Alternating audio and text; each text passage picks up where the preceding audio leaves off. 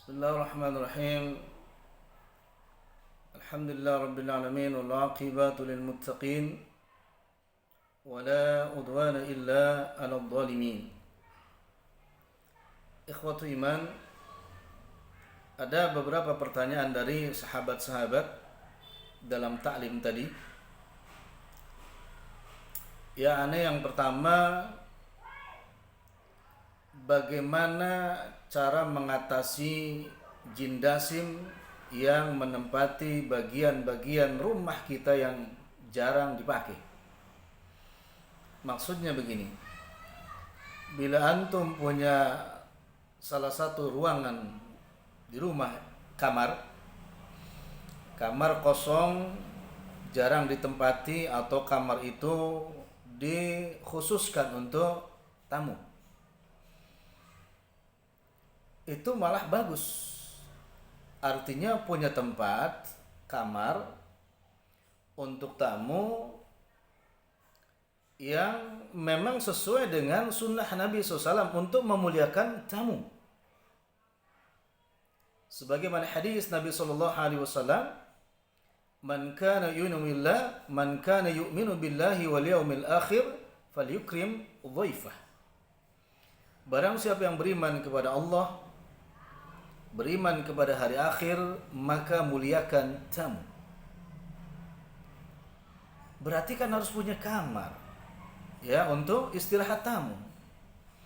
Tetapi penanya, masalahnya adalah ketika tamu tidak ada, maka kamar itu kosong. Bagaimana supaya kamar tersebut tidak ditempati dasim?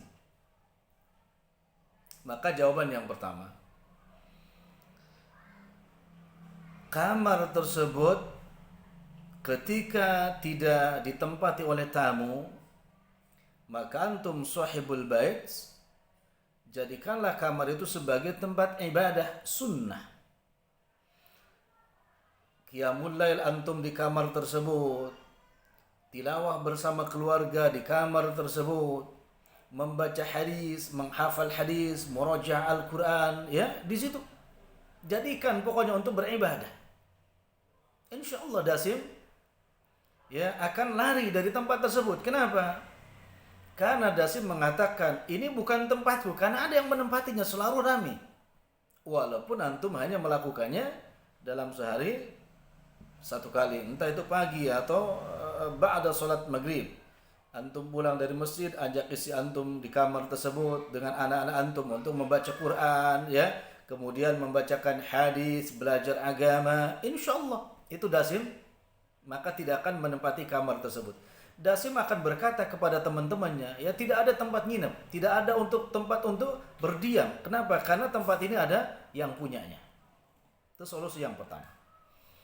Yang kedua juga, di samping itu dicoba sewaktu-waktu, 1 pekan sekali antum di rumah antum dan di kamar itu, maka nyalakan atau bakar dupa atau kayu gaharu. Tapi ingat, niat, tujuan, dan keyakinan hati-hati. Maka membakar kayu gaharu atau dupa hanya satu tujuan, untuk mengambil manfaat dari apa? Dari harumnya saja, gak ada yang lain. Supaya sirkulasi udara di situ bisa tergantikan, yang tadinya kurang bagus menjadi bagus, yang tadinya kurang wangi menjadi wangi. Jadi jangan ada keyakinan yang lain dengan gaharu, dengan dupa, jangan. Apalagi diyakini sebagaimana para dukun untuk mengundang roh, mengundang jin. Na'udzubillah. Tidak, hanya untuk memberikan aroma yang baik di situ. Maka di samping dibakarkan dupa atau kayu gaharu itu, jendela-jendela itu mesti dibuka supaya sirkulasi udara itu tergantikan, yang tadinya tidak baik menjadi baik. Itu lakukan seminggu sekali. Dan ini pernah disarankan oleh salah satu ta'mir Masjidil Haram, Syekh Abdurrahman As-Sudais. Beliau menganjurkan, bakarkan dupa di rumah kita seminggu sekali.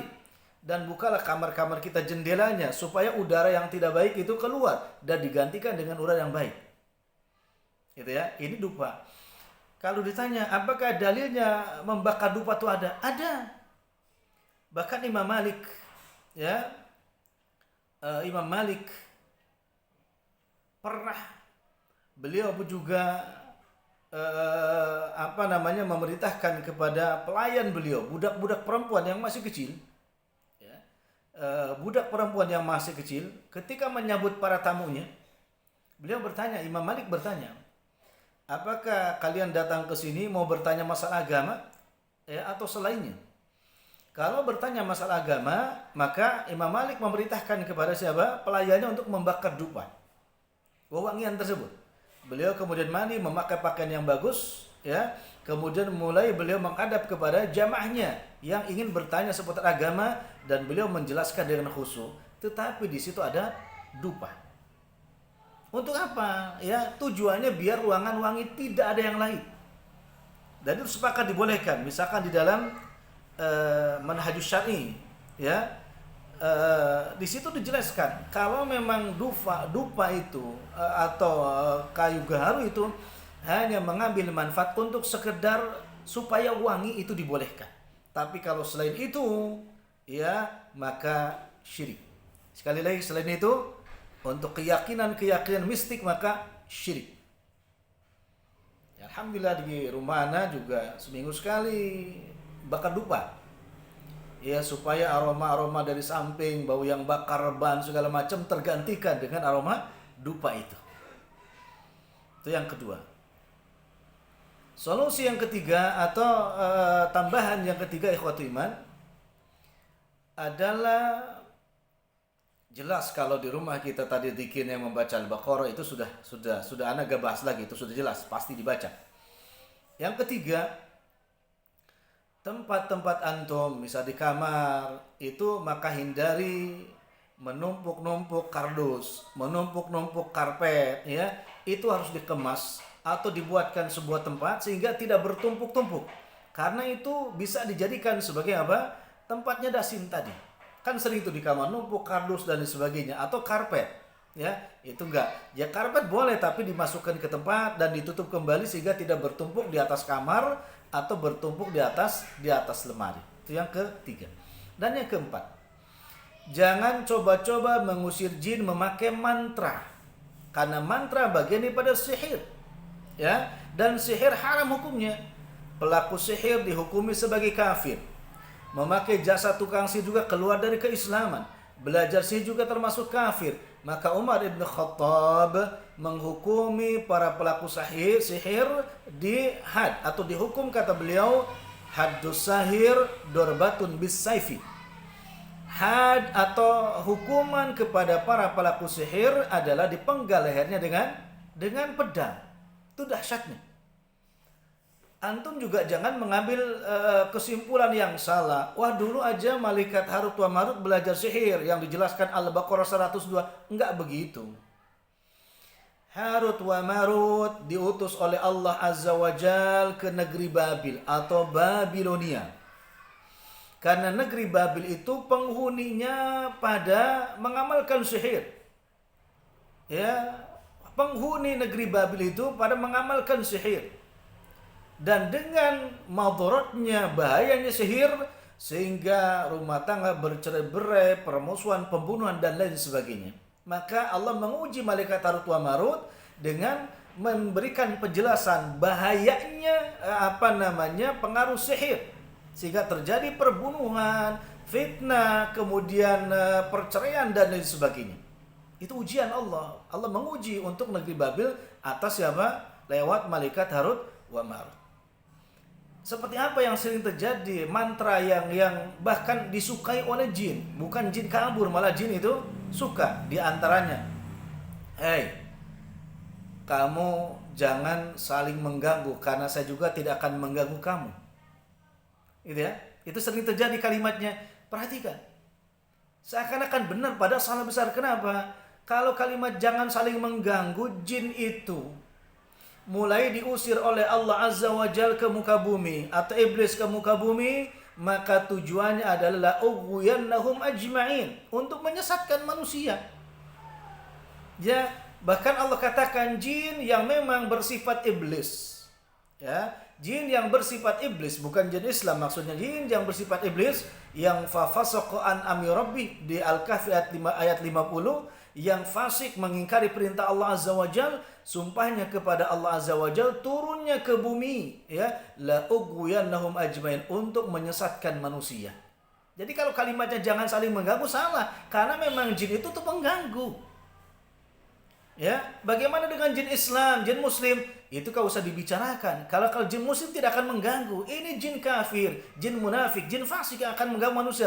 Termasuk sebagaimana tema kita dalam pertanyaan sahabat kita tadi adalah dasim yang ada di rumah. Dasim yang ada di rumah tujuannya 3. Pertama, menghalang-halangi penghuni rumah untuk beribadah kepada Allah Azza wa Jalla. Yang kedua, untuk mencerai-beraikan rumah tangga yang sudah harmonis, wa'alaikumsalam. Dan yang ketiga, untuk memutuskan silaturahim, proyek besar jin dasim. Maka antum kalau tidak mengamalkan sunnah-sunnah Nabi SAW, punya kamar lebih daripada 3 yang kosong, ada ruangan yang luas dan yang sebagainya, antum tidak menjadikan sebagai tempat ibadah dan amal soleh, maka berpotensi jin dasim itu menguasai penghuni rumahnya.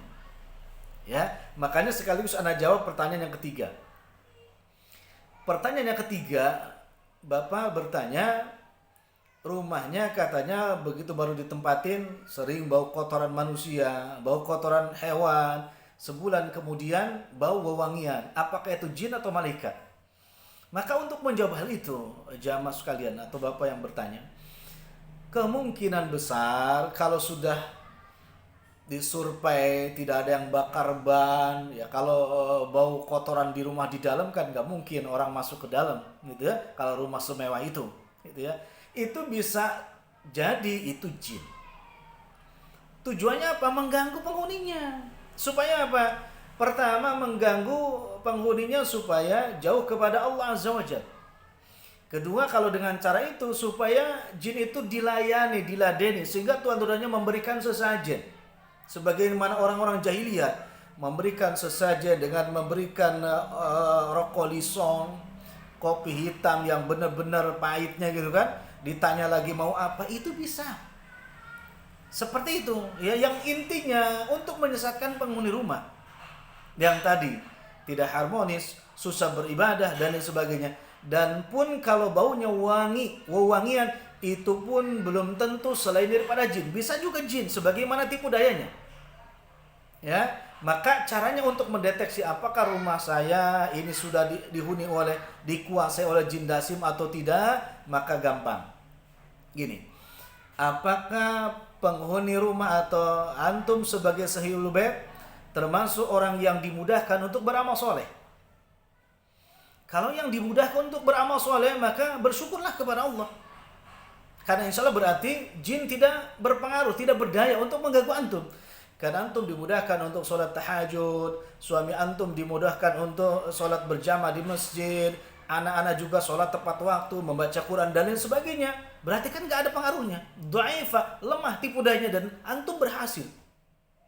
Tapi kalau tahajud susah, baca Quran gak pernah bisa walaupun banyak waktu dan sehat, anak-anak juga malas dan emosional semuanya, ya, kerjaan cuma tidur, nonton TV, wal'iyadzubillah, apalagi musik-musikan, wal'iyadzubillah, itu sudah jelas, maka antum sudah dikuasai oleh jin yang namanya dasim tadi.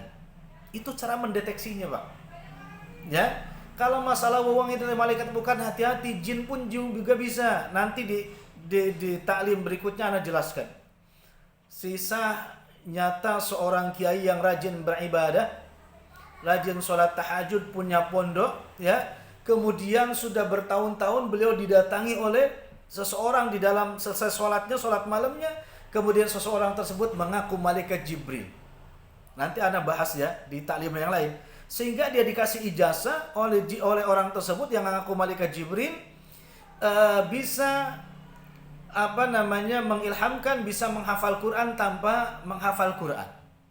Bisa menghafal Quran tanpa menghafal Al-Quran. Dan itu telah diajarkan kepada murid-muridnya. Hanya ditiupkan ke ubun-ubunnya, muridnya itu bisa hafal Quran tanpa menghafal Quran. Tapi ingat, benarkah itu jin? Benarkah itu malaikat Jibril atau jin? Ini akan dijelaskan di taklim berikutnya besok insyaallah. Hari ini kita jelaskan, hati-hati dengan tipu daya jin yang namanya dasim yang ada di rumah kita, baik itu berupa bau-bauan atau wangi-wangian. Kalau antum ya dengan hal seperti itu kemudian memakai jasa dukun, memakai jasa tukang sihir, maka berbahaya. Ya, tetapi kalau antum tegar dan antum hanya berlindung kepada Allah Azza wa Jalla, ucapkan a'udzubillahi minasyaitonirrajim min hamzihi wa nafthihi wa nafthi, berlindunglah hanya kepada Allah Azza wa Jalla, insyaallah inna kaida syaitan kana dha'ifa. Sesungguhnya tipu daya syaitan, tipu daya jin itu adalah dha'ifa, lemah. Ya, dha'ifa, lemah. Maka antum bisa memiliki kekuatan dari Allah Azza wa Jalla dengan apa? Dengan mendekatkan diri kepada Allah dengan amal soleh di rumah antum. Insyaallah selamat dari jin yang bernama Dasim atau Dasimah. Wallahu ta'ala a'lam bissawab.